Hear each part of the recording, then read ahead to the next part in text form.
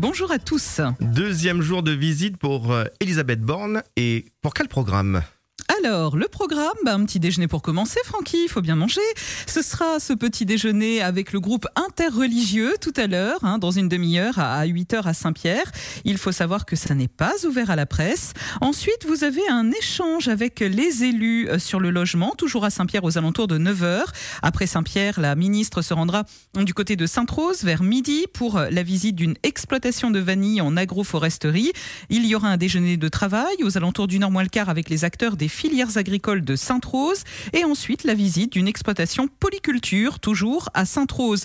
En fin de journée, à 16h30, Elisabeth Borne devrait visiter l'usine Royal Bourbon Industrie du côté de Bras-Panon. Direction après Saint-Denis pour une visite à 17h30 de la Maison de la Confiance et de protection à des familles de la gendarmerie départementale. Charles L'Huillier et Yves Montrouge suivront bien évidemment cette visite pour Freedom et freedom.fr. Retour sur la première journée de la première ministre dans l'île. 110 millions d'euros ont en effet été distribués. On retiendra que l'État débloque 30 millions d'euros pour le projet Mérène. C'est le basculement des eaux d'Est en Ouest. Thomas Selly pour la CIREST, lui, a demandé une zone franche totale. Ça s'appelle la ZFT pour l'Est du département. Sachez que la maison France Service a aussi été inaugurée en matinée à Salazie où le maire Stéphane Foissin n'a pas manqué de demander des fonds pour désenclaver le cirque. On retient aussi la promesse de la première ministre de débloquer 60 millions d'euros pour les lycées de la mer et les métiers du tourisme et de l'hôtellerie, 20 millions pour le logement social. Il a même été prévu de désenclaver l'île en termes d'embouteillage avec des solutions qui ont été évoquées. Et hier, en fin de journée, place aux deux collectivités, départements et régions. Oui, rencontre avec Cyril Melchior au département. Ensuite, elle a rencontré Huguette Bello à la région. Nous n'avons pas parlé des sujets pour lesquels nous sommes en désaccord. Voilà ce qu'a déclaré Huguette Bello au micro de Charles L'Huillier. Le sujet de la réforme des retraites n'a donc pas été abordé entre Elisabeth Borne et la patronne de la région.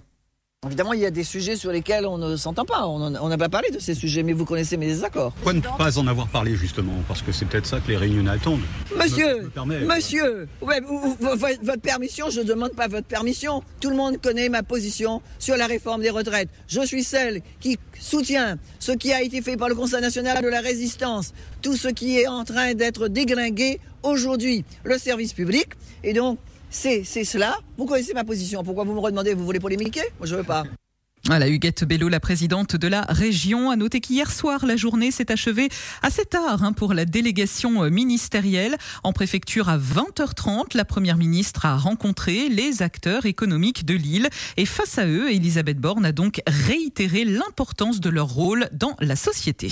Elisabeth Borne poursuit donc sa deuxième journée à La Réunion avec un constat pour ce début de visite, son absence sur Mayotte. Aucun passage n'est programmé dans l'île de Mayotte alors que sur cette île voisine se tient en ce moment une sacrée opération, Wambushu, qui a connu des débuts compliqués. Elisabeth Borne n'a pourtant pas jugé utile de s'y rendre, Charles L'Huillier. Oui, ici, Elisabeth Borne a rapidement éteint la polémique en expliquant ne pas vouloir perturber ce qu'elle présente comme une opération réussie pour l'instant là-bas. Quand on a des actions des forces de l'ordre, c'est légitime de ne pas venir leur compliquer la tâche par un déplacement d'une première ministre. On a la moitié des personnes identifiées qui ont pu être arrêtées. Assurer la sécurité, c'est ce qu'on est en train de faire à Mayotte. Tableau dépeint différemment à 2 heures d'avion de la Réunion. Mayotte est en proie à une opération Wambushu difficile. Destruction de bidonvilles suspendus par la justice et clandestins comoriens pour l'instant refusés par leur pays d'origine. La visite ministérielle s'imposait, déplore Mansour Kamardine, député de Mayotte. Cette opération Wambushu est complètement bloquée. Je ne vois pas en quoi ça perturbe l'action des forces de l'ordre. Au contraire, c'était l'occasion de pouvoir aller à Mayotte dans l'alliance générale au lieu de se faire accueillir par les casseroles. Elle a fait ce choix-là. Bon, voilà. Absence ministérielle remarquée sur cette île car en 2019, Emmanuel Macron avait débuté son séjour dans l'océan Indien par Mayotte.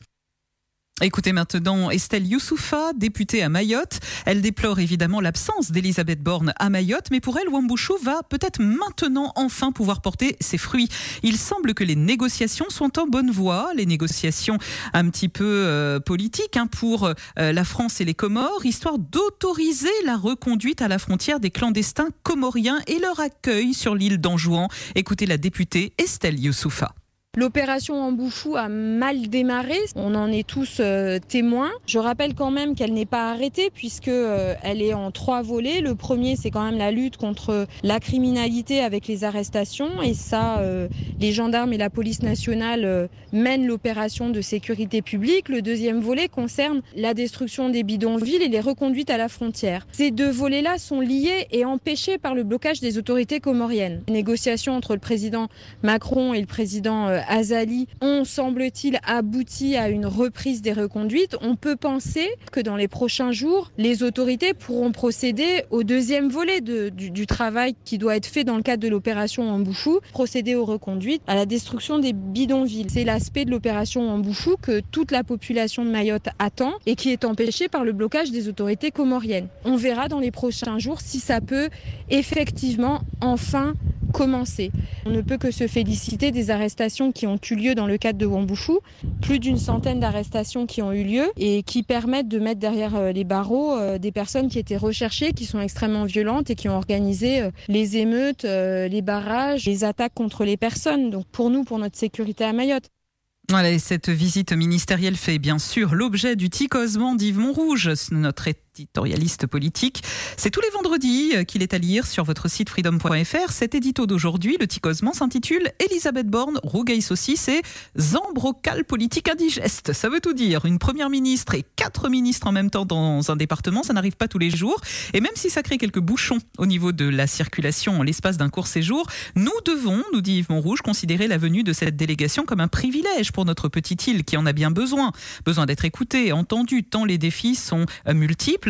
Mais il n'en demeure pas moins que cette visite à La Réunion se veut assez atypique, inhabituelle, en tout cas sur la forme. Pas de contact avec la population à l'arrivée, pas d'accueil officiel par les élus au salon d'honneur, ni dans l'aérogare, sortie de l'aéroport par la voie du fret pour la chef du gouvernement.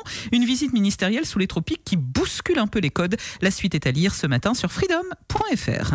Freedom, il est 7h passé de 40 minutes. Parlons justice et encore une fois de l'affaire Claudia Lorette, Julita Bénard. Alors, on a appris hier qu'il y avait du nouveau. Claudia Lorette s'est pourvue en cassation. On rappelle qu'elle a été condamnée par la cour d'appel le 10 mars dernier à 30 ans de réclusion criminelle pour l'assassinat de sa compagne, Julita Bénard. En 2016, elle est ensalée au gouffre. Elle continue de nier les faits. Non, elle n'a pas tué Julita. En conséquence, Claudia Lorette a formé depuis la prison de Domingo un pourvoi en cassation.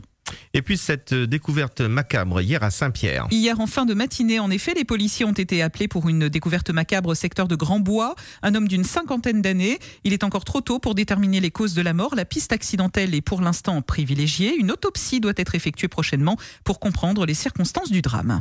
Et pour finir, 3 idées sorties. La première, la foire agricole de Brapanon. Beaucoup d'exposants. On va en parler dans notre journal à 8h30 avec Mathias Ramsamy et Audrey Lorette qui se sont fait ouvrir un petit peu les portes de la foire avant l'heure.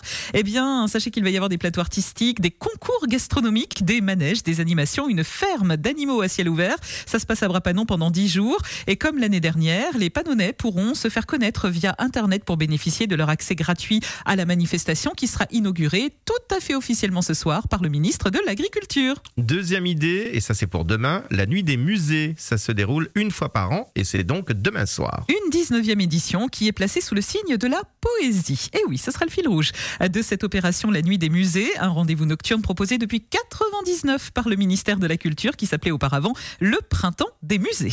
Outremernews.fr, le site de l'actualité Outre-mer, 24 heures sur 24 et 7 jours sur 7.